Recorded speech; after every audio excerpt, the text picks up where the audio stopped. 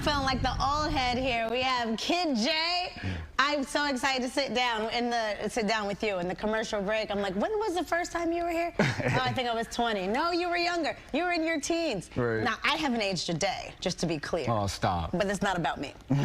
This is about you. Welcome back. How you doing? All right, how are you? I'm good. Been doing great. All right, Kid J has been here to Fox 2 many times and blowing up in so many ways. We're so proud of you, working on your third album now. Yes, ma'am. Talk to me about just the grind and what is your vision for the future?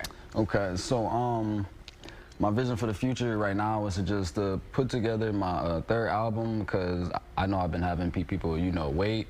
And this time it's gonna be called 1999, and it's like a theme, for like my mom and dad, just shouting them out for giving back to me, just like that one song I did for y'all last time, Golden Child.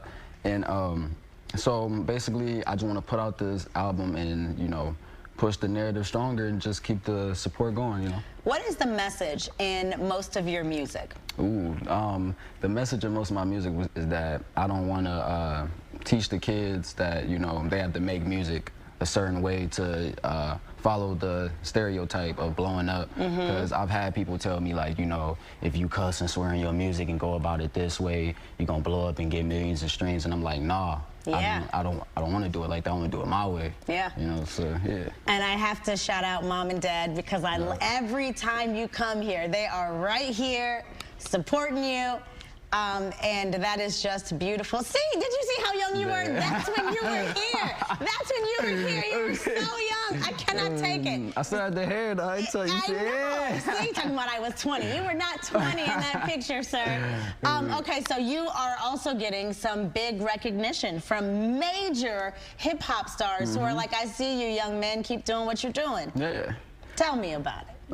So I got noticed by Fat Joe. He was looking for certain artists, and he wanted them to DM him. So I DM'd him, and he DM'd us back. He got to talking with Pops, and he wants to hear, more music before finalizing any deals or, moves and stuff like that. When somebody turns the heat up like that, somebody like Fat Joe, hey Fat Joe. Yeah. Hey Fat Joe.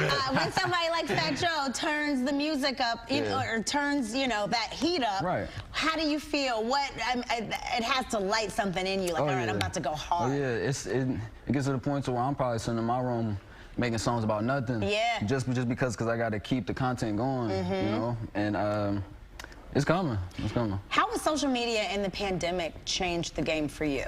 Ooh, because TikTok, especially during the pandemic, for me at least, see, life-changing. It's crazy you say that, because when I put out the album, I'm thinking about doing a virtual concert, and I know it's too late for those because, because there's no more quarantine and stuff, but when quarantine did hit, that's when you did start seeing a whole bunch of TikToks and people doing virtual concerts. And I do a concert in person, but the reason I would like to do it virtual, because I do it on my Twitch, my Facebook, my Instagram, like all my socials, so that everybody who's not in person with me can see it. And you hear Lee Thomas now talking about Meta and the fact that this could be the wave of the future. You could be one of the first to do a real I'd be down. Virtual concert with Meta. That sounds cool. That would be dope. All right, hopes and dreams, because aside from music, there is a lot on your heart. You have so much good in you, and you really plan to do a lot of good things in the community. Yeah.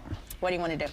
Ooh, you ready for my dream? I'm ready for the dream. So Give it to me. So my ultimate dream is to build an all-autistic high school for all kids that's on the autism spectrum.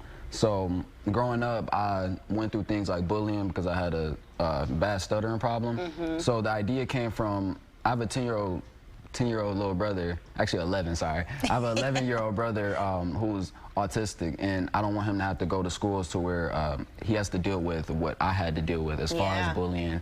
And, I just want him to go to an environment where he has to go to school, and that's the only thing he has to do. Yeah, and a lot of that, I think, comes to where he through doesn't in have to your worry music about as the extra, What about representing the D?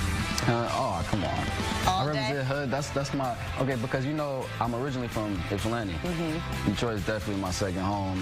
The first place to ever put me on the radio. There you go. So I'll forever love Detroit. And we will continue to do that. They're giving us the music. One day, this might be your song, sir, playing us out I to hope break. so, I hope so. Absolutely. We salute you. So proud of you. Thank you. Again, I have not aged a day. At all. Quick break. We'll be right back.